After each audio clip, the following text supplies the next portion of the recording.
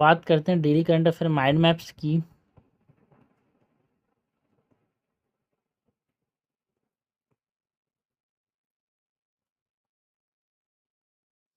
इसमें हम बात करेंगे 5 जून की। 5 जून 2026 में कौन कौन सी चीज़ें यहाँ पे न्यूज़ में रही थी इसकी बात करें। सबसे पहले तो इंडिया वेनेजुला रिलेशनशिप की बात करते हैं। 2026 में जो यहाँ पे चर्चा में था 5 तारीख को,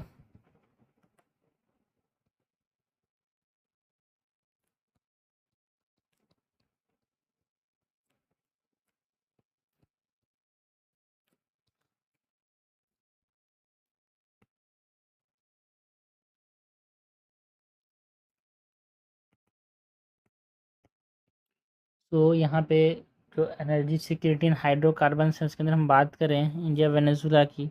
वेनेजुला के पास बहुत ज़्यादा पेट्रोलियम है, तो उसके रेफरेंस में यहाँ पे हमने इसको कॉन्टैक्ट किया। Long term crude oil supply contract यहाँ पे इंडिया ने साइन किया यार, इसी न्यूज़ में था।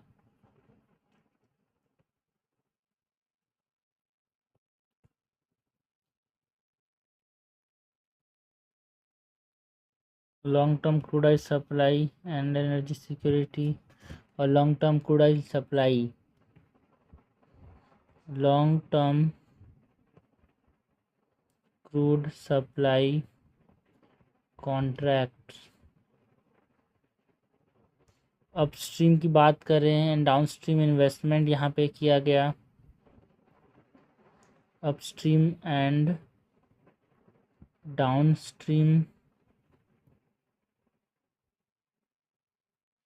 Investment. World largest proven oil reserve जो है वो किसके पास है? वेनेजुला के पास है।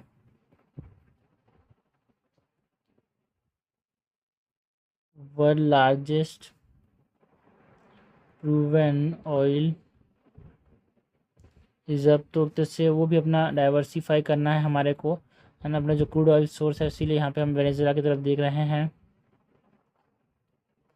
जो स्टेट ऑफ फॉर्मूज में जो अनसर्टनिटीज़ आ रही हैं उसकी वजह से हमको यहाँ पे वेनेजुला की तरफ देखना पड़ रहा है।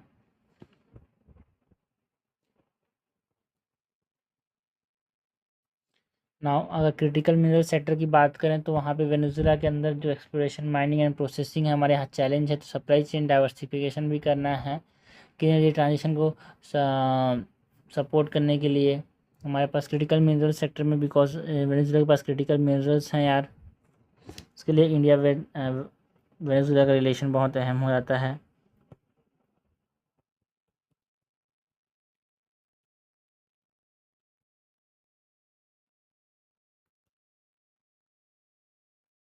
Okay, exploration mining and processing की जो टेक्नोलॉजी से वो हम ले सकते हैं। सप्लाई चेन को डाइवर्सिफाई करेंगे, बिकॉज अभी तक ज़्यादातर जो है चाइना यहाँ पे ओवरटेक करके रखा है, तो वहाँ पे हम उसको डाइवर्सिफाई करना चाह रहे हैं। इसलिए वेनेजुला की तरफ क्रूड ऑयल के लिए भी, क्रिटिकल मिनरल के लिए भी हमको देखना पड़ रहा है।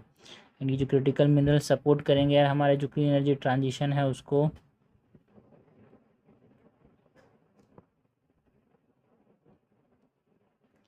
एंड जो इकोसिस्टम एंड जो मैन्युफैक्चरिंग रिलायंस है वो भी एक तरह से क्रिटिकल मिनरल से बहुत ज़्यादा डिपेंडेंट है।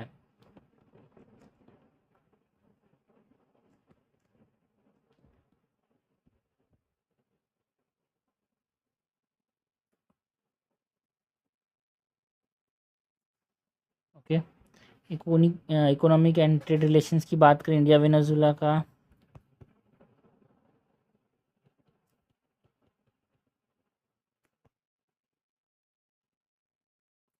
तो बायलैटरल ट्रेड जो है दोनों देश का वो अराउंड 679 मिलियन का है।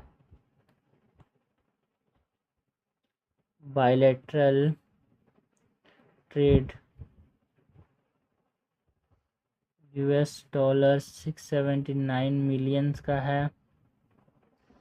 एंड अफोर्डेबल जेनेरिक मेडिसिन यहाँ पे इंडिया ने प्रोवाइड करने की बात की गई। इंडिया के द्वारा जेनेरिक मेडिसिन दुनिया में सबसे ज़्यादा एक्सपोर्ट कौन करता है? इंडिया। ये मेमोरेंडम ऑफ अंडरस्टैंडिंग साइन किया गया। इंडिया एक्सपोर्ट किस चीज़ को करेगा? कॉटन, फार्मा एंड मशीनरी को।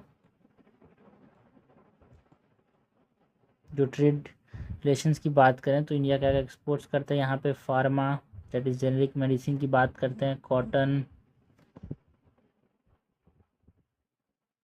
And machinery. जो सेक्टर रिफॉर्म्स एंड अपॉर्चुनिटीज़ हैं यहाँ पे इंडिया के लिए, जो इंडियन फर्म्स हैं वहाँ पे जाके काम कर सकती हैं तो उनके लिए अपॉर्चुनिटीज़ हैं। बिकॉज वेनेजुएला में थोड़ा सा इकोनॉमी दिक्कत में चल रहा है तो यहाँ पे इंडिया के लिए अपॉर्चुनिटीज़ है, वहाँ पे जाके आप काम कर सकते हो। डिप्लोमेटिक एंड मल्टीलेटरल कोऑपरेशन की बात करें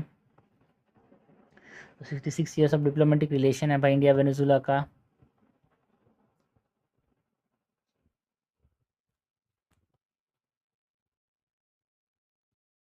and multilateral cooperation 66 years of diplomatic relation.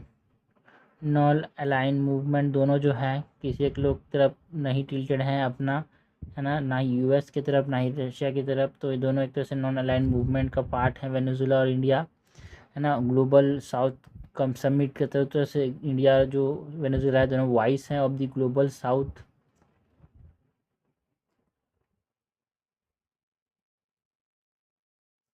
Vice of the global south summit and BRICS जो है यहाँ पे डिस्कशन किया जा रहा है कि इसमें भी यहाँ पे वेनेजुएला को ऐड करेंगे, जिसमें ब्राज़ील, रसिया, इंडिया, चाइना, साउथ अफ्रीका है, तो इसके एक्सपांसन के ऊपर यहाँ पे डिस्कशंस हो रहे हैं। टेक्निकल एंड बिजनेस इंगेजमेंट की बात करें इंडिया एंड वेनेजुएला के ऊपर,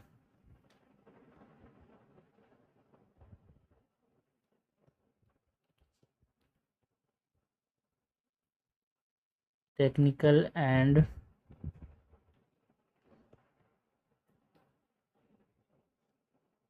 बिजनेस एंगेजमेंट, जिसमें जो टेक्निकल डेलीगेशंस हैं वो गए कहाँ पे, वेनेजुएला में।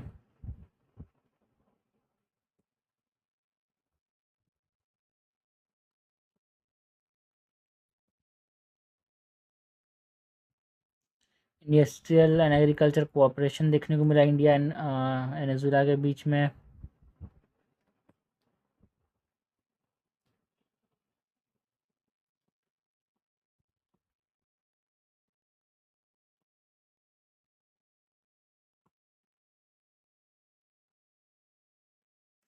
Transportation and infrastructure development,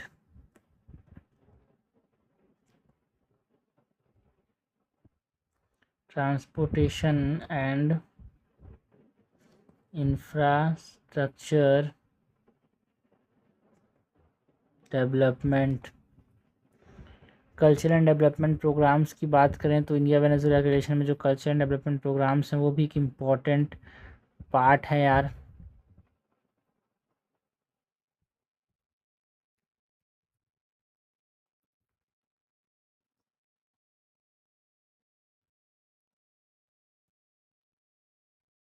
cultural and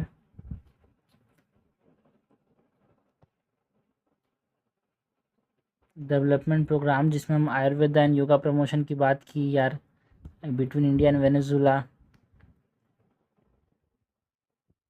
Ayurveda and yoga promotion ITEC यानी स्कॉलरशिप स्कीम्स यहाँ पे लाए गए।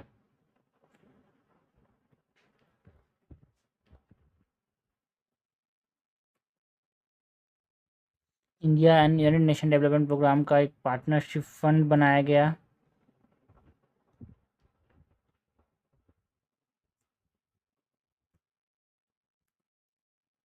डेवलपमेंट कल्चरल डेवलपमेंट प्रोग्राम्स यहाँ पे इसको फंड करता है एक प्रकार से।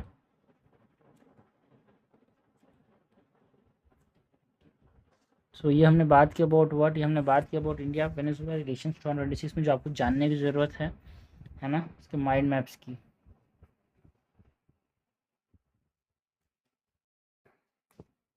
नेक्स्ट बात करते हैं about AI in Indian judiciary.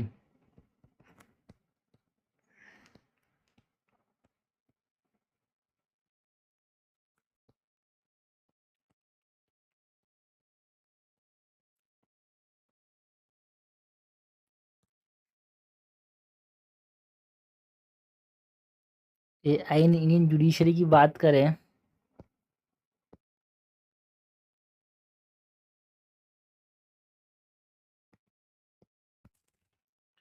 तो ड्राफ्ट रेगुलेशन है 2026 का, ये आया भाई यहाँ पे न्यूज़ में था, इसीलिए ड्राफ्ट रेगुलेशन 2026 यहाँ पे ह्यूमन जजमेंट जो है ना, मस्ट रिमेन होना चाहिए, ऐसा बोला गया सुप्रीम कोर्ट में।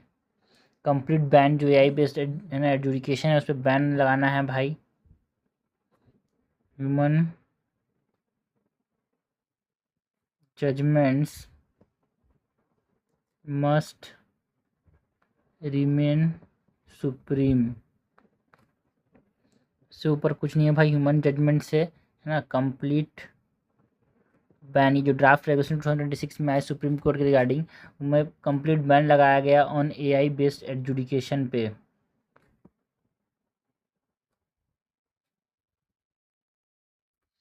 Transparency and accountability, transparency and explainability बहुत ज़रूरी है भाई।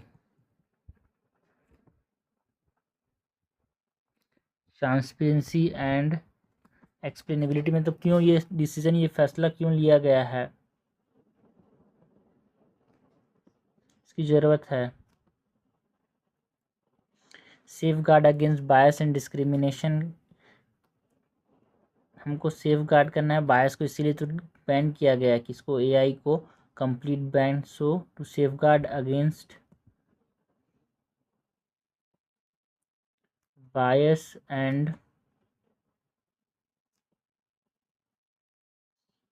डिस्क्रिमिनेशन, जुडिशियल एआई गवर्नेंस, ठीक है, गवर्नेंस में हम इस्तेमाल कर सकते हैं, ठीक है, judicial AI governance framework, but जो एआई बेस्ड एजुकेशन है वो नहीं करना है यार। एआई गवर्नेंस में, जुडिशरी गवर्नेंस में इस्तेमाल कर सकते हैं, ये बोला गया यहाँ पे जो ड्राफ्ट रेगुलेशन 2026 में आए।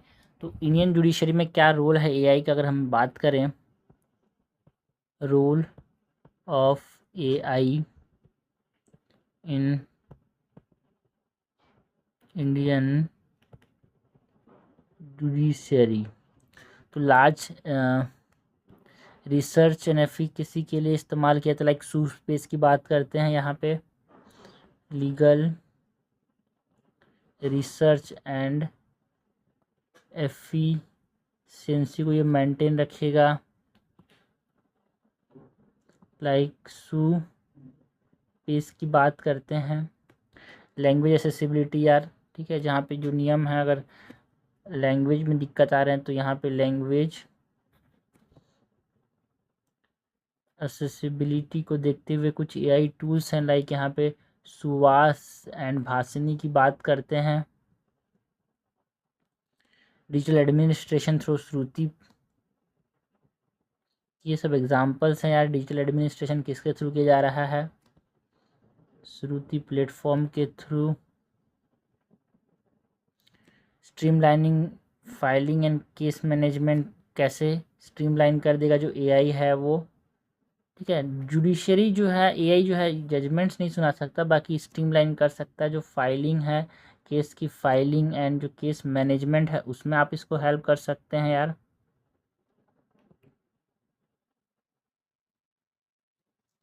इंटीग्रेटेड जस्टिस डिलीवरी, वो यहाँ पे एआई की मदद से हमको देखने को मिलता है। Integrated justice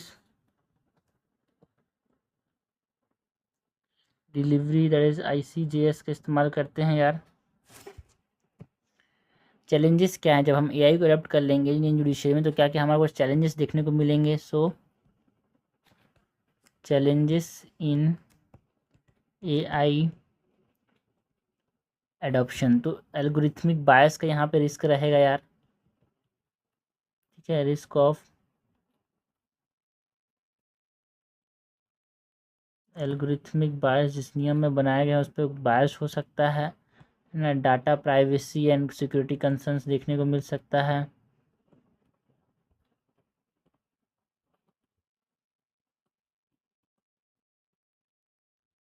accountability and transparency का एक इशू रहता है यार एआई को जब इस्तेमाल करेंगे तो।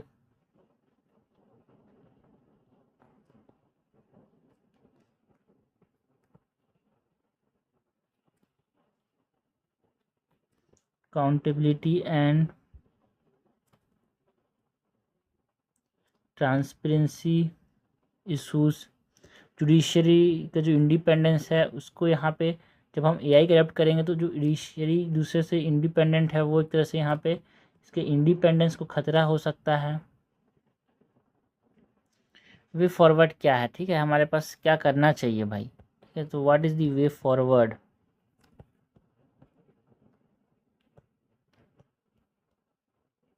सो AI human in loop framework, जहाँ पे इंसान जुड़े हुए हैं उस जगह पे हम एआई का इस्तेमाल कर सकते हैं, है ना। Adopt human in the loop framework, ठीक है, कुछ भी चीज़ हो यहाँ पे इंसान होने चाहिए एआई के साथ लूप में, ये अपनाना ज़रूरी है। एथिकल एंड रेगुलेटरी स्टैंडर्ड्स को स्टेबलाइज करने की ज़रूरत है यहाँ पे जब हम एआई का इस्तेमाल कर रहे हैं तो। Ethical and regulatory standards, capacity building infrastructure पे इन्वेस्ट करना बहुत ज़रूरी है यार एआई को देखते हुए। Invest in capacity building and infrastructure. तो कंक्लूजन क्या है भाई, मैंने एआई की बात करें जुडिशरी में तो कंक्लूजन ये है कि एआई जो है वो इन्हांस करेगा एफिशिएंसी एंड एक्सेसिबिलिटी को, है ना। जो ह्यूमन जुडिशरी अथॉरिटी के ये नीचे ही काम करना चाहिए, ठीक है, उससे ऊपर नहीं जाना है यार इसको, एआई को ह्यूमन होना ही चाहिए लूप में।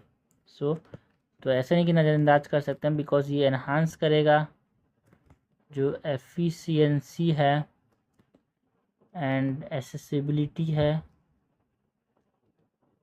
उसको, एंड ये हमारे पास सबऑर्डिनेट ही रहना चाहिए भाई, इंसान से ऊपर नहीं जाना चाहिए एआई डिसीजन मेकिंग जुडिशरी में, नहीं जुडिशरी में। So it must be subordinate to human judicial authority. इस प्रकार से हम यहाँ पर आंसर को कंक्लूड कर सकते हैं। तो ये हमने बात की about AI in Indian judiciary की। नेक्स्ट हम बात करते हैं अबाउट बॉर्डर सिक्योरिटी मैनेजमेंट की।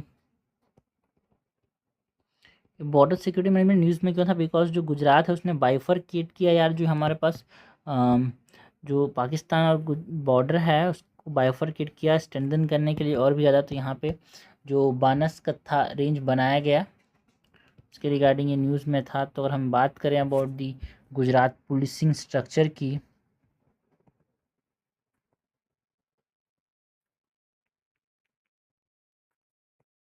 गुजरात पुलिस रिस्ट्रक्चरिंग,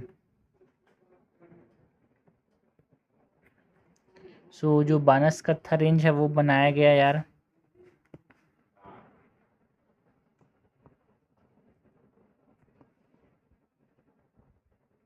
बानसकंथा रेंज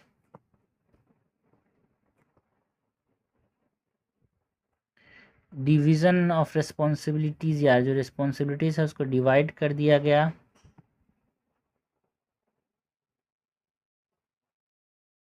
जिसमें बानसकत्था पटन एंड ववथराड ये एक रीजन को एक पुलिस देखेगा और जो कच्छ एंड एडजॉइनिंग एरिया है उसको दूसरा।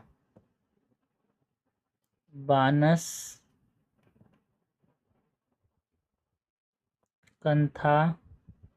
पटन एंड वावथराड ये एक रीजन, ये पुलिस एक देखेंगे, एंड जो कच्छ एंड एडजॉइनिंग एरियाज है उसको दूसरे पुलिस देखेंगे। तो इसने क्या किया, डिवाइड बाइफरकेट किया।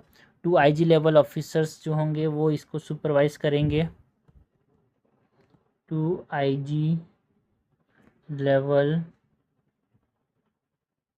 ऑफिसर्स टू सुपरवाइज ना। फोकस एरिया क्या है, जो गुजरात पुलिस रिस्ट्रक्चरिंग था इसमें किस चीज़ पे फोकस करना है यार,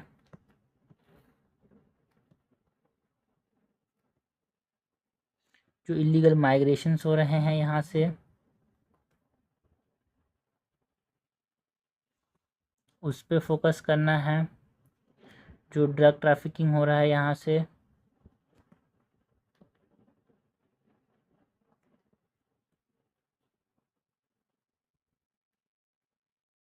उस पर फोकस करना है। जो बॉर्डर सिक्योरिटी है उस पर ध्यान देना है। जो विलेजेस हैं बॉर्डर सिक्योर है ना, जो विलेज हैं उनकी सिक्योरिटी पे ध्यान देना है। उसको देखते हुए यहाँ पे ये बनाया गया नियम यार। स्ट्रेटेजिक इंफ्रास्ट्रक्चर जो इस रीजन में है उसको भी प्रोटेक्ट करना है।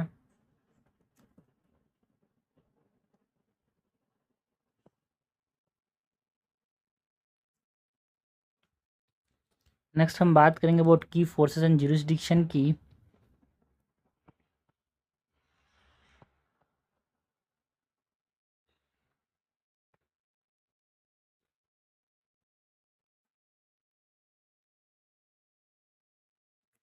सो जो बीएसएफ है वो देखेगा पाकिस्तान एंड बांग्लादेश बॉर्डर को, पाकिस्तान एंड बांग्लादेश बॉर्डर्स को। जो आईटीबीपी है, इंडो तिब्बतन पुलिस फोर्स, वो चाइना बॉर्डर को देखता है, that is line of actual control. SSB जो है वो नेपाल एंड भूटान बॉर्डर्स को देखता है, सशस्त्र सीमा बल नेपाल एंड भूटान बॉर्डर्स में ये रहते हैं। असम राइफल्स जो है वो म्यांमार बॉर्डर्स को देखेगा, असम राइफल्स म्यांमार बॉर्डर्स के लिए। एंड इंडियन आर्मी के अंदर जो लाइन ऑफ कंट्रोल है, लाइन ऑफ एक्चुअल कंट्रोल जो सेक्शन है वहाँ पे इंडियन आर्मी होता है। Of control and line of actual control की जो सेक्टर्स हैं इस रीजन में। And navy and coast guard जो है मैरीटाइम बॉर्डर्स को देखेंगे, नेवी एंड कोस्ट गार्ड जो है मैरीटाइम बॉर्डर्स को देखेंगे। यहाँ पे ये बीएसएफ है यार, पाकिस्तान एंड बांग्लादेश बॉर्डर पाकिस्तान है ना। तो रोल ऑफ द स्टेट यहाँ पे गुजरात का क्या रोल है, स्टेट्स का क्या रोल है यहाँ पे, इन सब इंटरनेशनल बॉर्डर्स को देखते हुए, बॉर्डर सिक्योरिटी को देखते हुए। रोल ऑफ स्टेट्स, तो internal security and law enforcement देखते हैं।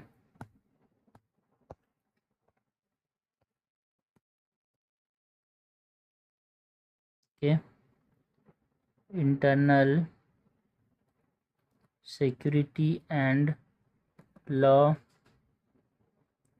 एनफोर्समेंट को देखते हैं। इंटेलिजेंस शेयरिंग एंड कोऑर्डिनेशन करते हैं यार स्टेट सेंटर के साथ।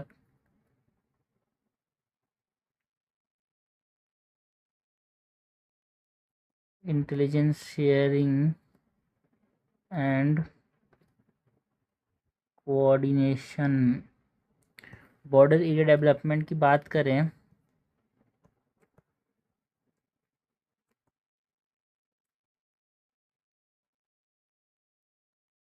सो बॉर्डर एरिया डेवलपमेंट में हमारे पास जो वाइब्रेंट विलेज प्रोग्राम है वो हमको देखने को मिलता है।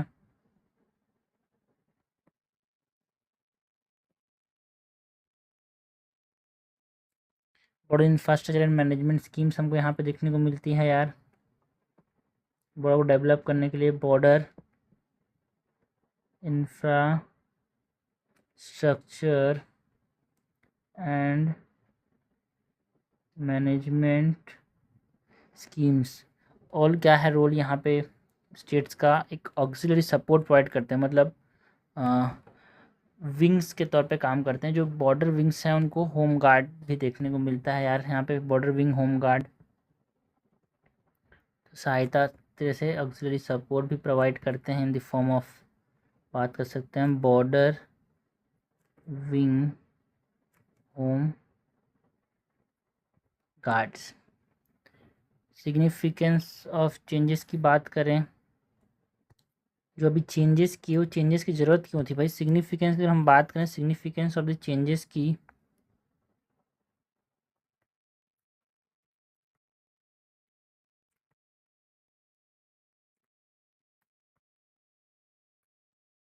सो बॉर्डर गवर्नेंस को स्ट्रेंथन करने के लिए चेंजेस ला रहे हैं यार।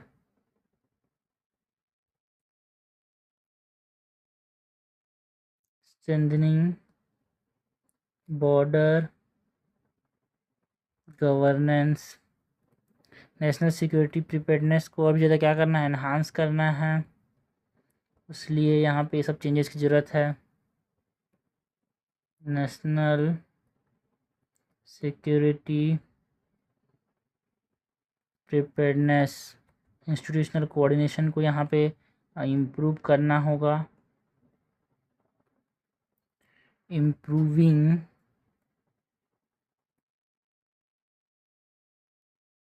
Institutional coordination also to integrate border management, तो सब चीज़ के लिए हमको यहाँ पे चेंजेस लाने की ज़रूरत है। ये सिग्निफिकेंस है जो चेंजेस ला रहे हैं बॉर्डर सिक्योरिटी में, बॉर्डर मैनेजमेंट में।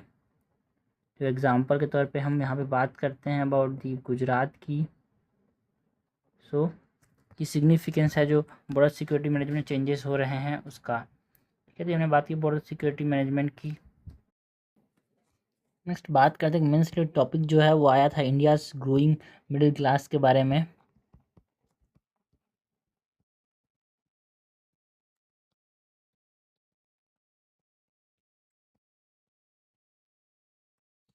India's growing middle class,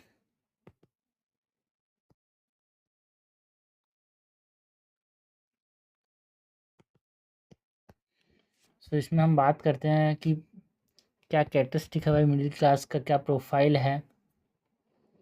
so profile and characteristic की बात करें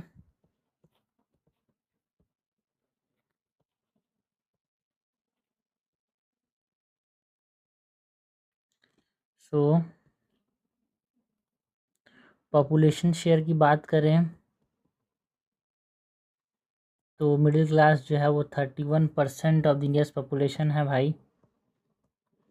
एंड एनुअल एक्सपांसन हर साल देखो मिडिल क्लास 6.3% से बढ़ रहा है।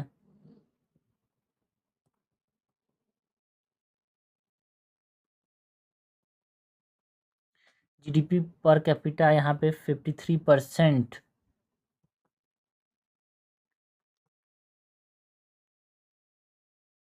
कंट्रीब्यूट करता है। जीडीपी पर कैपिटा प्लस 53% यहाँ पे 2011 टू 19 यहाँ पे देखने को मिला यहाँ पे। और डिस्टिंक्टिव फीचर की बात करें, जो मिडिल क्लास है वो कैसे अलग है भाई?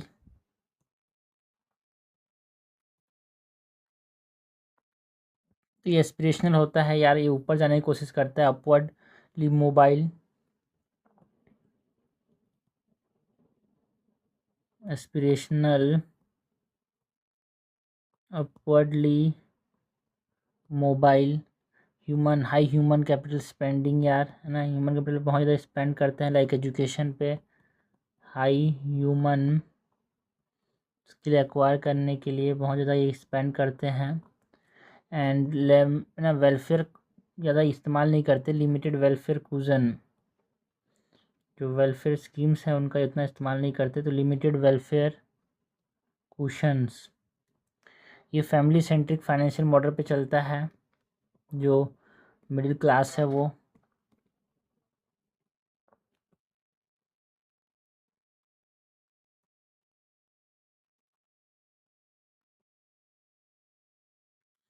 फ्यूचर ग्रोथ इंजन है यार हमारे पास जो मिडिल क्लास है, इट इज़ दी फ्यूचर का growth engine. So income classification जो मिडिल क्लास के यहाँ पे क्लासीफाई किया गया है मिडिल क्लास को, एक lower middle class and upper middle class.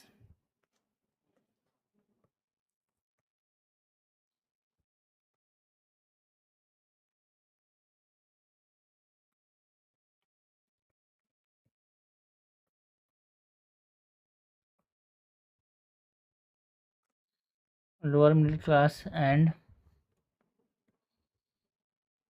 Upper middle class.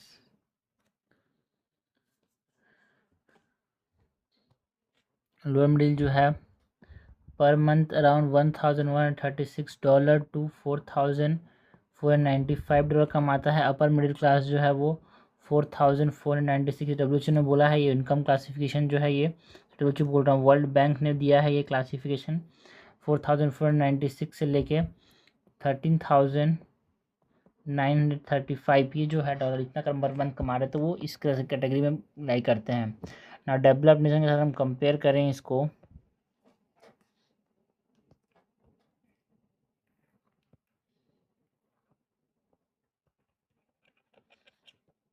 Middle class of India जो है अगर इसको हम कंपेयर करें विथ डेवलप्ड नेशन, सो यहाँ पे हायर वल्नरेबिलिटी है इंडिया के अंदर यार। अगर शॉक्स आ रहे हैं ज़्यादा, सबसे ज़्यादा किसके ऊपर इसका, जैसे अभी अमेरिका रशिया ईरान का वॉर हो रहा है, इसके से प्राइस बढ़ रहा है, तो सबसे इसका जो मार पड़ती है वो किसको पड़ती है भाई? Lower middle class and middle class को, है ना।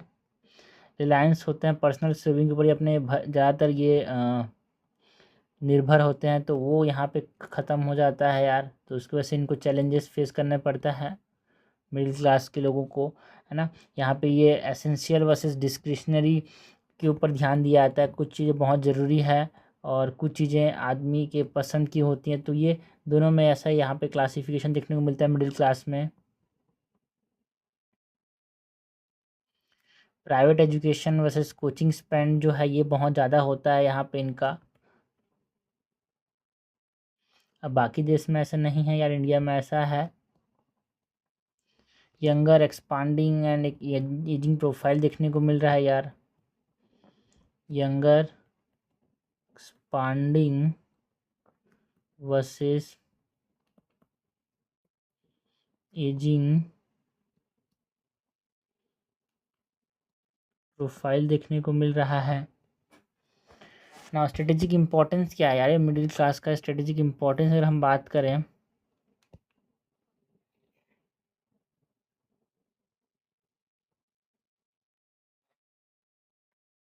सो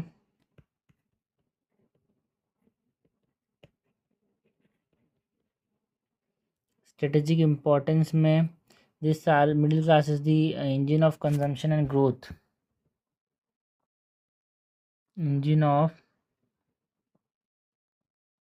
consumption and growth. Human capital formation के लिए ये रेस्पॉन्सिबल होते हैं, ये ह्यूमन कैपिटल फॉर्मेशन के लिए बहुत ज़्यादा इम्पॉर्टेंट होते हैं। Physical and governance support provide करता है मिडिल क्लास यार।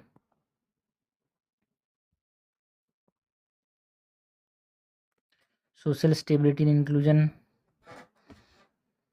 की वजह से भी ये बहुत इम्पॉर्टेंट होते हैं, ये सोशल स्टेबिलिटी मेंटेन करते हैं मिडिल क्लास जो है। अर्बनाइजेशन मॉडर्नाइजेशन में इम्पोर्टेंस है इनका।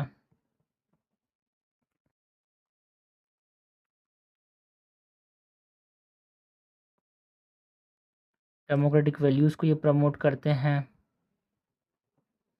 Promotes democratic values and this are the catalyst for resilience यार। जो चेंजेस आते हैं उसको ये रेजिस्ट करते हैं, so this are the catalyst for resilience.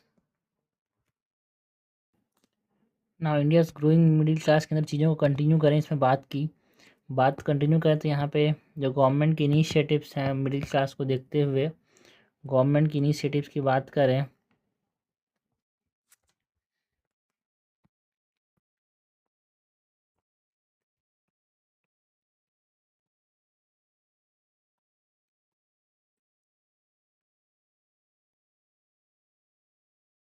So financial initiatives जो है गवर्नमेंट इनिशिएटिव्स की बात करें तो इसमें हम बात करते हैं about the financial initiative. So finance में इन्होंने मिडिल क्लास को देखते हुए गवर्नमेंट ने सिंप्लीफाइड किया जो इनकम टैक्स था उसको, जो 2025 का जो एक्ट था उसके अंदर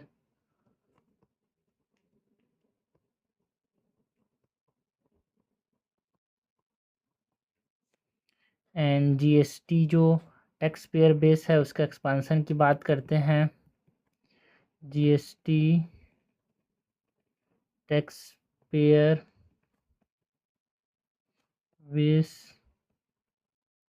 एक्सपांसन की बात करते हैं यहाँ पे। यूनिफाइड पेंशन स्कीम आया यार मिडिल क्लास को देखते हुए, that is UPS, unified pension scheme. Insurance for all 2047 तक यहाँ पे इसकी बात की गई। Insurance for all by 2047।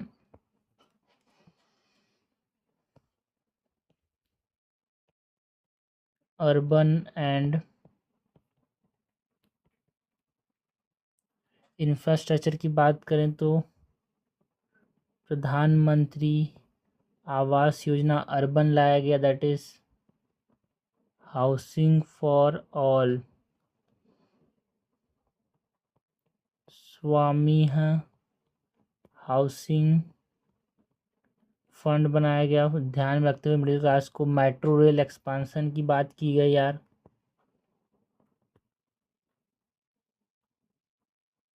Airport expansion यहाँ पे 165 एयरपोर्ट बनाए जाएंगे 2026 तक।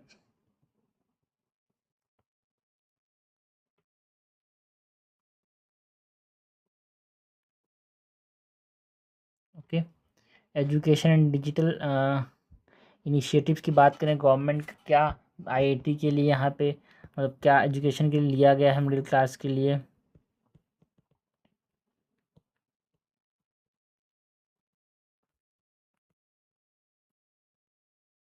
एजुकेशन डिजिटल इनिशिएटिव्स में बात करते हैं अबाउट आईआईटी एक्सपांसन की।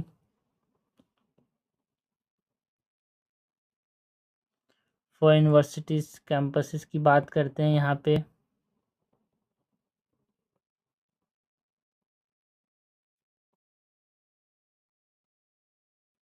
स्किल इंडिया मिशन जो है वो भी मिडिल क्लास के लिए बहुत ज़्यादा लाभदायक हुआ है यार। स्किल इंडिया मिशन दैट प्रधानमंत्री कौशल विकास योजना की बात करते हैं।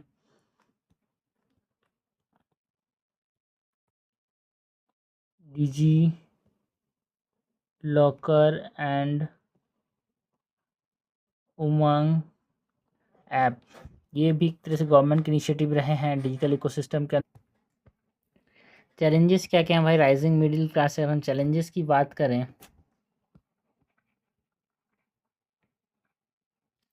तो जो इनकम इनइक्वालिटी है वो एक इम्पॉर्टेंट चैलेंज है भाई।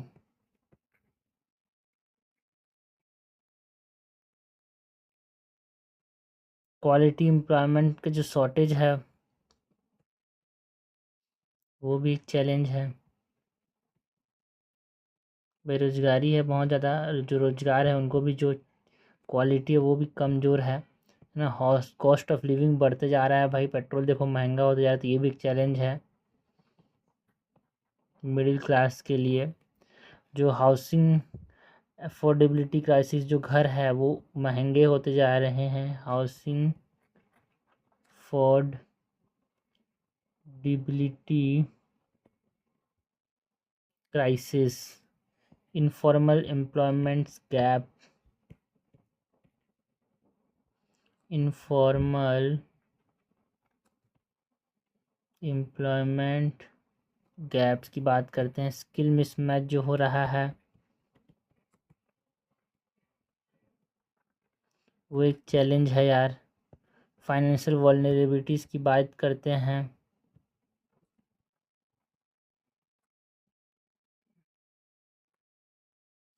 लाइक हाई ईएमआई पे करना पड़ रहा है, तो वो बहुत ज़्यादा वल्नरेबल है जो मिडिल क्लास है। करना क्या है, वे फॉरवर्ड क्या है भाई? मिडिल क्लास जो बढ़ रहा है उसके लिए हमको क्या करना चाहिए? वे फॉरवर्ड क्या है?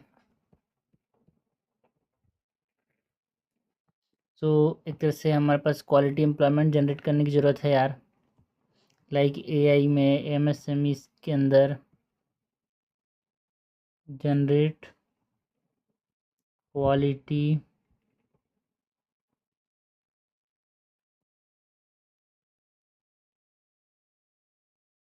MSMEs के अंदर ब्रिज करने की ज़रूरत है, जो इंडस्ट्री एकेडमिया एंड जो स्किल का जो गैप है उनको ब्रिज करने की ज़रूरत है भाई। ब्रिज द इंडस्ट्री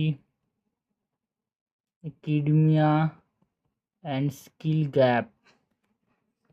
जो सोशल सिक्योरिटी एंड जो गिग प्रोटेक्शन है उसको एनहांस करने की ज़रूरत है। Enhance social security and gig protection. Accelerate करना पड़ेगा हमको, जो अफोर्डेबल हाउसिंग है उसको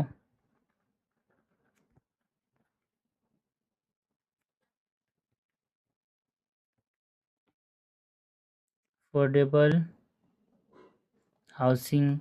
जो लिविंग कॉस्ट है वो कंट्रोल करना पड़ेगा यार, कंट्रोल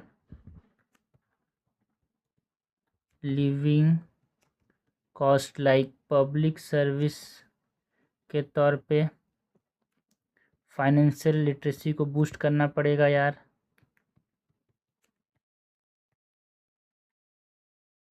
बूस्ट फाइनेंशियल लिटरेसी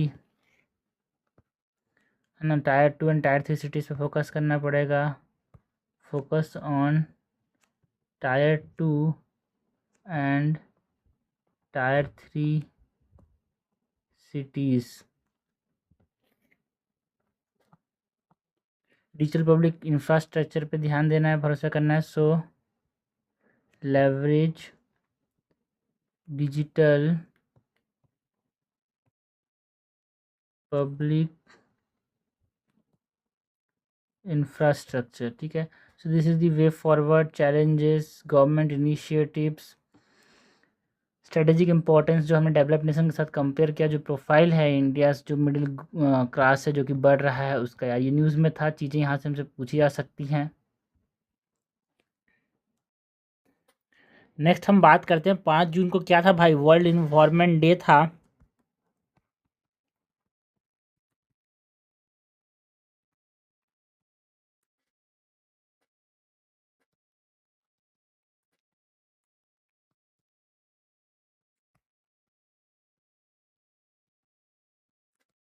तो ये 2026 में जो वर्ल्ड इन्वायरमेंट डे था उसके बारे में जो चीज़ें हैं जो न्यूज़ में थी उसके बारे में हम बात करते हैं भाई। सो वर्ल्ड इन्वायरमेंट डे का जो बैकग्राउंड है एंड थीम की बात करें, सो अभी कौन होस्ट करेगा भाई वर्ल्ड इन्वायरमेंट डे को। जो होस्ट कंट्री है ये अज़रबैजान के अंदर जो बाकू है वो होस्ट कर रहा है।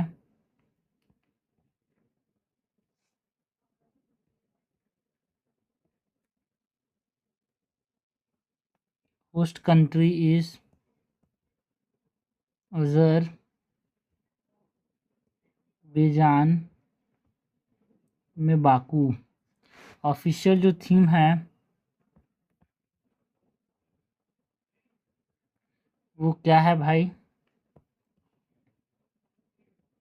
Official theme it is inspired by nature. Official theme का नाम क्या है, inspired by nature for climate for our future. For climate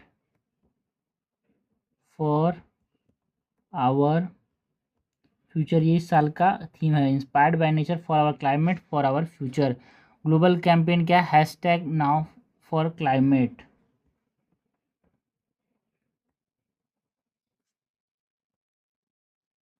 global campaign क्या है, hashtag now for climate. And जो वर्ल्ड क्लाइमेट डे है ये 1972 से ओरिजिन की बात करें तो जो 1972 में जो स्टॉकहोम कॉन्फ्रेंस हुआ था,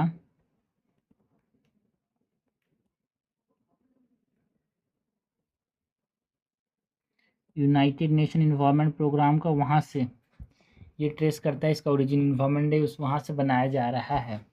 ग्लोबल इन्वायरमेंटल थ्रेट्स की बात करें तो इन्वायरमेंट क्या क्या थ्रेट का सामना करना पड़ रहा है यार।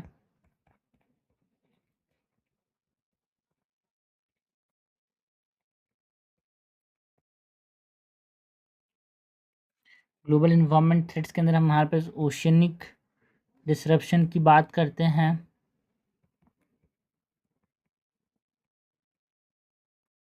सो ओशियन के अंदर यहाँ ओशियनिक डिसरप्शन की बात करें तो यहाँ पे जो AMOC है,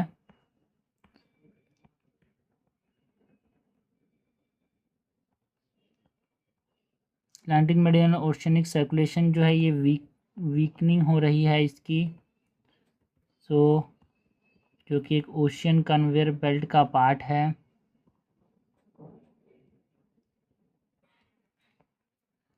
जो राइजिंग हीट है ना, ओशियन हीट एंड स्ट्रेटिफिकेशन देखने को मिल रहा है, वो एक ओशियनिक चैलेंज है यार, इन्वायरमेंट को थ्रेट के तौर पे है। ओशियन हीट का बढ़ना, rising ocean heat and stratification. Marine heat waves and coral bleaching की बात करें सो उसके वजह से भी ओशियनिक डिसरप्शन हो रहा है। Marine heat waves and coral bleaching. Cryosphere and climate की बात करते हैं भाई, तो उसको भी यहाँ पे थ्रेट है यार। क्रायोस्फीयर एंड क्लाइमेट, लाइक जो आर्टिक सी आइस है वो यहाँ पे लॉस हो रहा है। आर्टिक सी आइस का यहाँ पे लॉस देखने को मिल रहा है। परमाफ्रॉस्ट जो है, जो हमेशा जमे होते हैं, वो यहाँ पे क्या हो रहे हैं, पिघल रहे हैं। परमाफ्रॉस्ट था एंड ग्रीन हाउस गैस का जो रिलीज है वो भी एक हमारे पास इम्पॉर्टेंट ग्लोबल इन्वायरमेंटल थ्रेट है। ग्रीन एनर्जी ट्रांजिशन चैलेंज की बात करें, जो एनर्जी ट्रांजिशन चैलेंजेस हैं जिसमें हम बात करते हैं रिकॉर्ड रिन्यूएबल एनर्जी ग्रोथ हमको देखने को मिला है। Record renewable energy growth. Fossil fuel का यहाँ पे फेज आउट देखने को मिल रहा है भाई। Fossil fuel phase out gridlock. Fossil fuel phase out gridlock. तो ये हमारे पास ये ग्लोबल इन्वायरमेंटल थ्रेट्स के अंदर आते हैं। नाउ इंडिया का क्या इन्वायरमेंटल विजन रहा है उसकी अगर हम बात करें,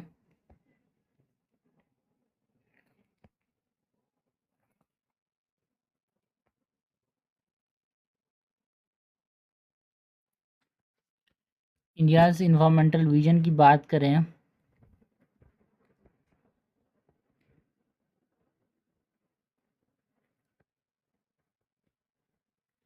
सो यहाँ पे पॉलिसी एंड कमिटमेंट्स जो इंडिया ने लिए हैं उसकी अगर हम बात करें यार,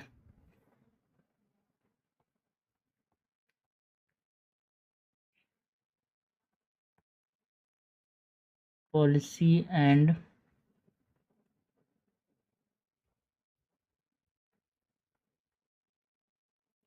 कमिटमेंट्स की बात करें तो जो नेशनल डिटरमाइंड कंट्रीब्यूशन उसको अपडेट किया इंडिया ने। Updated nationally determined contribution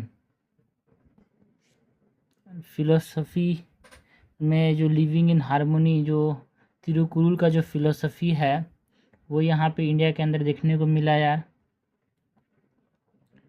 philosophy living in harmony, Tirukkural ने ये फिलोसफी दी थी। जो मिशन लाइफ है, that is life style for environment, वो भी एक इम्पॉर्टेंट इन्वायरमेंट से रिलेटेड कमिटमेंट रहा है यार। Mission life that is lifestyle for environment. Ecosystem restoration की बात करें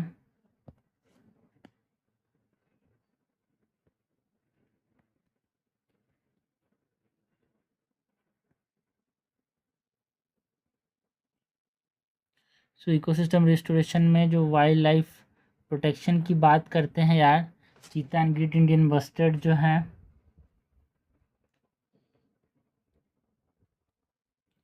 वाइल्ड लाइफ प्रोटेक्शन के अंदर चीता एंड ग्रेट इंडियन बस्टर्ड की बात करते हैं।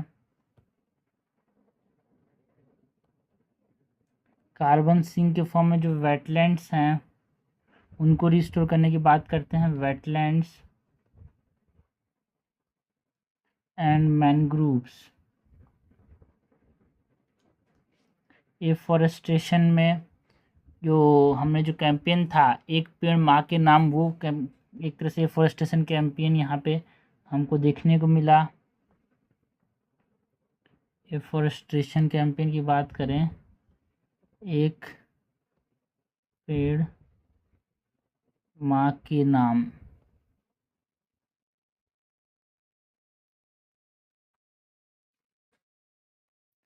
सस्टेनेबल प्रैक्टिस की बात करें सो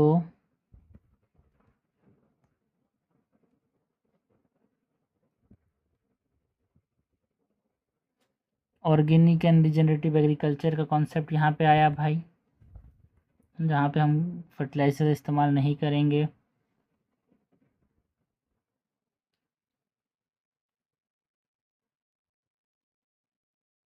organic and regenerative agriculture, plastic waste management,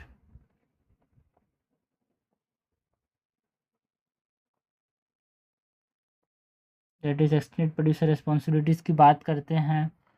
green job development यार, है ना, ये सस्टेनेबल प्रैक्टिसेस के तौर पे हमको देखने को मिले। ठीक है भाई, तो ये हमने बात किया अबाउट व्हाट, हमने बात किया अबाउट इन्वायरमेंटल विजन इंडिया का जो रहा है। नाउ इंटरनेशनल इनिशिएटिव्स कौन कौन से रहे हैं। वर्ल्ड इन्वायरमेंट की वर्ल्ड इन्वायरमेंट डे वाली चीज़ों को कंटिन्यू करें तो यहाँ पे इंटरनेशनल इनिशिएटिव्स की बात करें यार,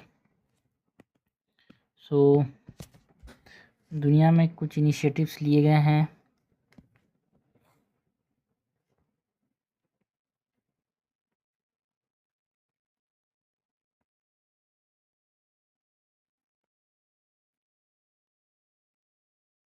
international initiatives like new collective qualified goal जो आया हमारे पास,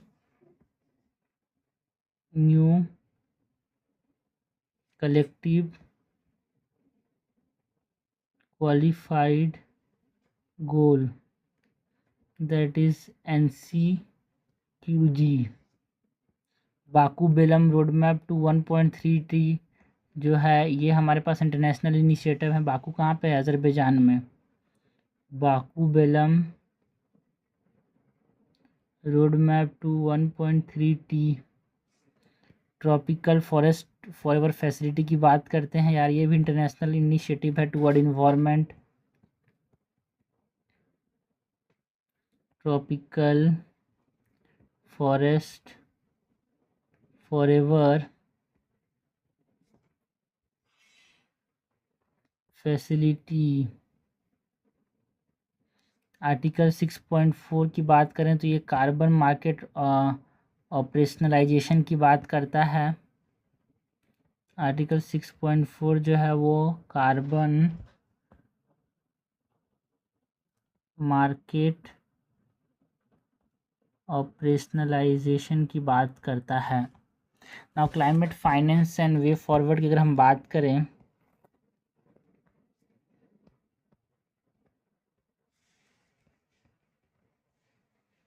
climate finance and way forward की बात करें तो जो फंडिंग चैलेंजेस हैं वो तो अभी भी हैं यार।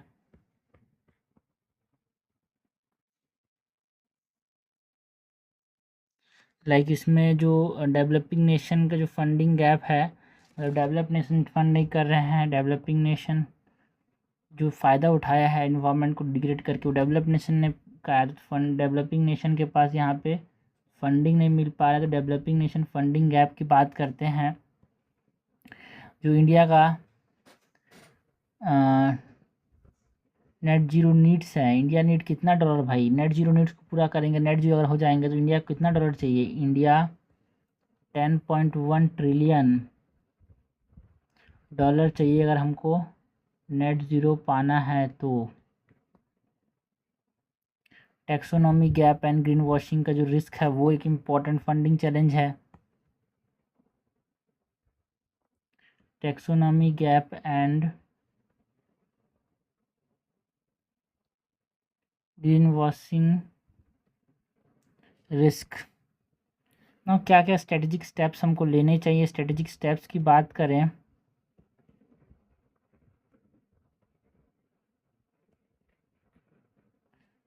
हमको ग्रीन फाइनेंस टैक्सोनॉमी को फाइनलाइज करना बहुत ज़रूरी है। फाइनलाइज ग्रीन फाइनेंस टैक्सोनॉमी को, ब्लेंडेड फाइनेंस को यहाँ पे डिप्लॉय करना पड़ेगा।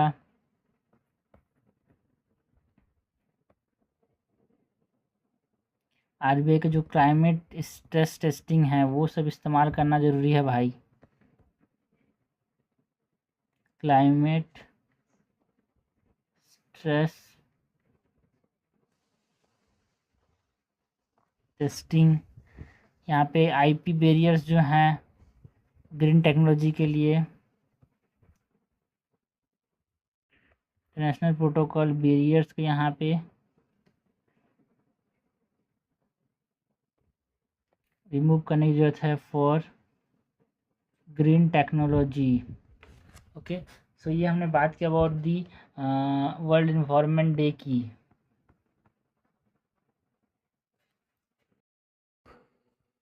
नेक्स्ट हम बात करते हैं अबाउट प्रीलिम्स टॉपिक की, जो कि 5 जून में न्यूज़ में थे। इससे पहले तो बात करते हैं about the critical mineral global supply chain observatory की।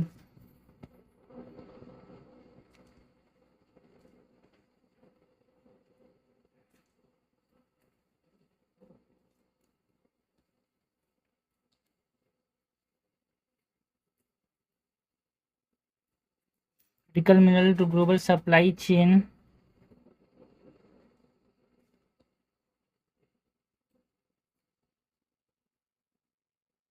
Observatory, global supply chain observatory.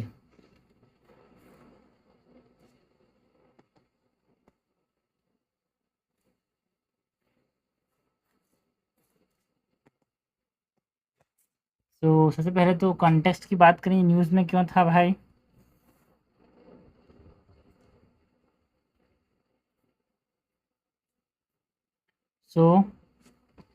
India UK bilateral platform बनाया गया है कि क्रिटिकल मिनरल सप्लाई चेन के रिगार्डिंग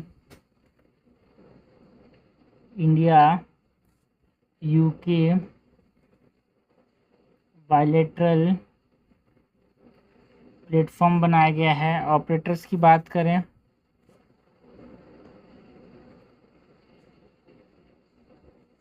ऑपरेटर्स में हम बात करते हैं अबाउट टैक्समीन ISN धनबाद की, एंड यूनिवर्सिटी ऑफ कैम्ब्रिज, ये ऑपरेटर हैं इसके। ISN Dhanbad, university of Cambridge, ये सब ऑपरेटर हैं। ऑब्जेक्टिव क्या है यार, ये जो critical minerals global supply chain observatory है, ग्लोबल सप्लाई चेन ऑब्जर्वेटरी, इसका ऑब्जेक्टिव क्या है, to secure access for clean energy, secure access for clean energy, and जो सप्लाई चेन वल्नरेबिलिटीज़ है उसको यहाँ पे रिड्यूस करना। क्रिटिकल मिनरल्स जो क्लीन एनर्जी की ज़रूरत है उसको यहाँ पे सिक्योर करना है, एक्सेस को।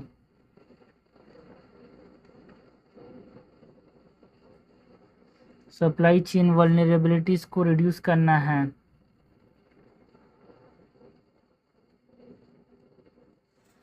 की फीचर्स की बात करें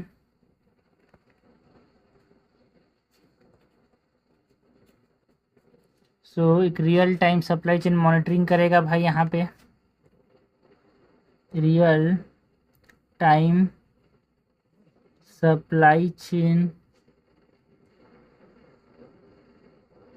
मॉनिटरिंग करेगा। जो ग्लोबल सप्लाई चेन ऑब्जर्वेटरी है, रिस्क डिटेक्शन सिस्टम यहाँ पे है।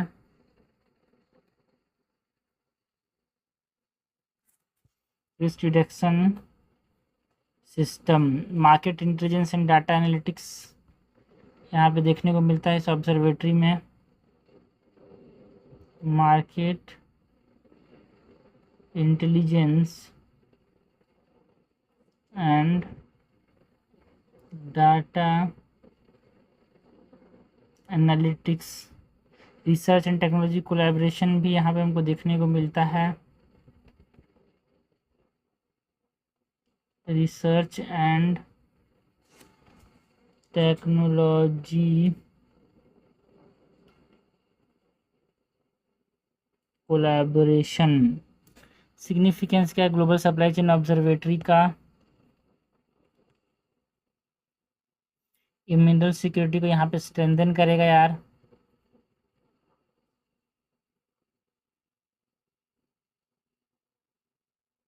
एंड जो इंडिया यूके स्ट्रेटेजिक पार्टनरशिप है उसको और भी एडवांस लेवल पे ले जाएगा। Advance India UK strategic partnership. Next जो प्रीलिम्स टॉपिक है that is Islamic State West Africa Province जो है ISWP, ये न्यूज़ में था यार। Islamic state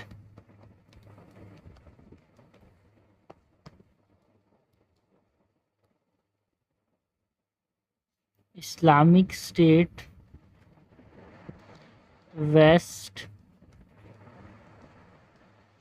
Africa Province ISWAP, ये जो Islamic State West Africa Province है ये न्यूज़ में था। प्रीलिम्स पे इसके ऊपर क्वेश्चन आ सकता है भाई। इसके बारे में अगर हम बात करें तो ये है क्या? ISWAP रिसेंट इवेंट की बात करें तो ये न्यूज़ में क्यों था?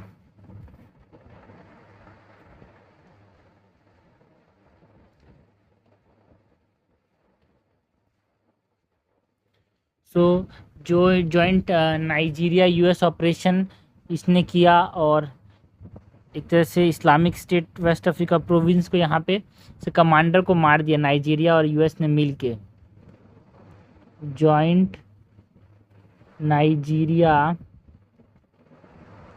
US ऑपरेशन किल कमांडर, तो कमांडर को किल कर दिया। तो बहुत इंपॉर्टेंट ये होगा भाई। और हम ये जो ओरिजिन की बात करें तो Islamic State West Africa Province जो है ये ओरिजिन कब किया था, ये इसकी ओरिजिन की बात करें तो जो बोको हमा है वो 2016 में यहाँ पे स्प्लिट होके यहाँ पे एक Islamic State West African Province बना था यार। स्प्लिट ये बोको हमा से स्प्लिट होके बना था, है ना। बोको हराम ये स्प्लिट हुआ इन 2016। एंड ऑपरेशन की बात करें तो जो ऑपरेशन हुआ था, इसने जो ऑपरेशंस यहाँ पे किए थे इसमें ये जो चांद लेक है उसमें एक्टिव, उस रीजन में यहाँ पे ये एक्टिव है भाई। ये एक्टिव था और अभी भी एक्टिव है। एक्टिव इन लेक चांद basin. Taxation and extortion funding यहाँ पे देखने को मिला। टैक्सेशन एंड एक्सटॉर्शन से यहाँ पे ये अपना फंड करते हैं ऑर्गेनाइजेशन को। एंड स्ट्रक्चर की बात करें जो Islamic State West African Province है इसके स्ट्रक्चर की बात करें तो एक कंसल्टेटिव काउंसिल शुरा और एक रीजनल कमांडर देखने को मिलता है। एक शुरा रहेगा यार जो कि कंसल्टेटिव काउंसिल है,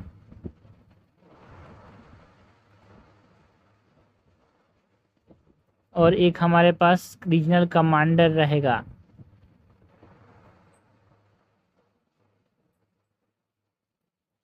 एंड रीजनल एंटी मतलब रीजनल काउंटर फोर्सेस की बात करें तो एक मल्टीनेशनल जॉइंट टास्क फोर्स बनाया गया था जो कि इसको काउंटर करेगा। रीजनल काउंटर फोर्स की बात करें तो मल्टीनेशनल जॉइंट टास्क फोर्स बनाया गया था MNJTF। नेक्स्ट हम यहाँ पे जो न्यूज़ में थी प्रीलिम्स से जो क्वेश्चंस आ सकते हैं उसकी बात करें तो ATF न्यूज़ में था भाई। ATF क्या है? ATF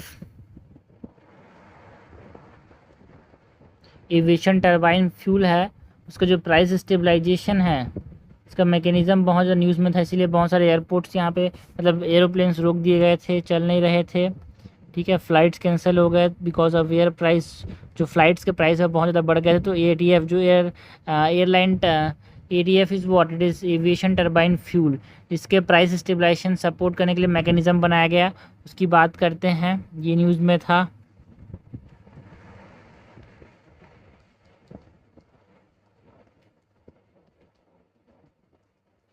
ATF price stabilization support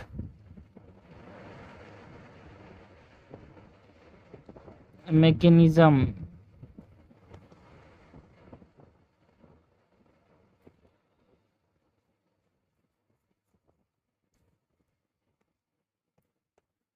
यहाँ पे गोल क्या है भाई इसका? ATF price stabilization support mechanism का goal to shield airline from fuel price shock. जो एयरलाइंस हैं, जो फ्यूल प्राइस के जो चेंजेस हो रहे हैं, शॉक्स आ रहे हैं, उसको बचाना। Shield airlines from fuel price shocks. Working mechanism क्या है भाई?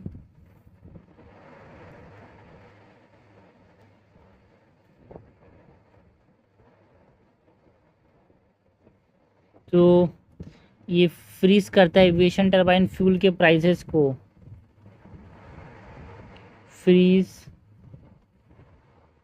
Aviation turbine fuel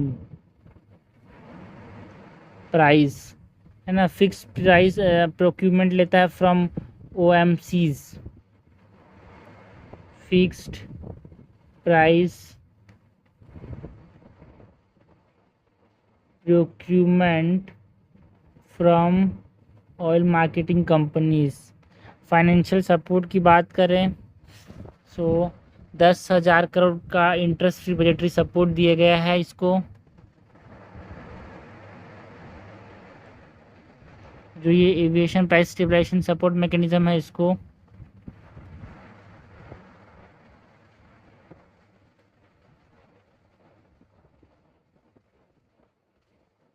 interest free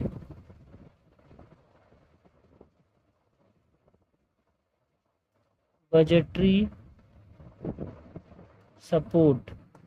जो एविएशन टरबाइन फ्यूल प्राइस है, इसके स्टेबलाइजेशन सपोर्ट की बात करें सो की टर्म्स की बात करें यहाँ पे तो 3 ईयर ड्यूरेशन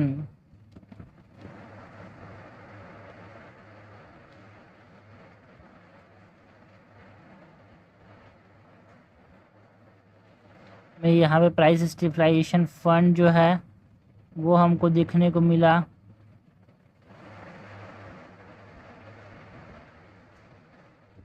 नेक्स्ट हम बात करते हैं यार ब्लू माइक्रो मून की। ये न्यूज़ में था, ये ब्लू माइक्रो मून है क्या? ब्लू माइक्रो मून की बात करें so what is blue micro moon? Definition की बात करें तो ये ब्लू मून है जो कि कोइंसाइड करता है माइक्रो मून के साथ।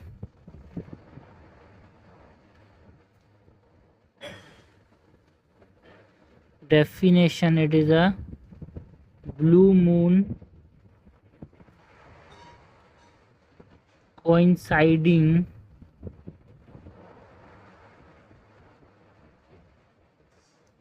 with a micro moon, and 2026 का ये इवेंट है ना। occurred कब हुआ था भाई? ये blue micro moon occurred on May 31st 2026, smallest and the dimmest full moon of the year था ये। Smallest and dimmest full moon of the year. Terminology की बात करें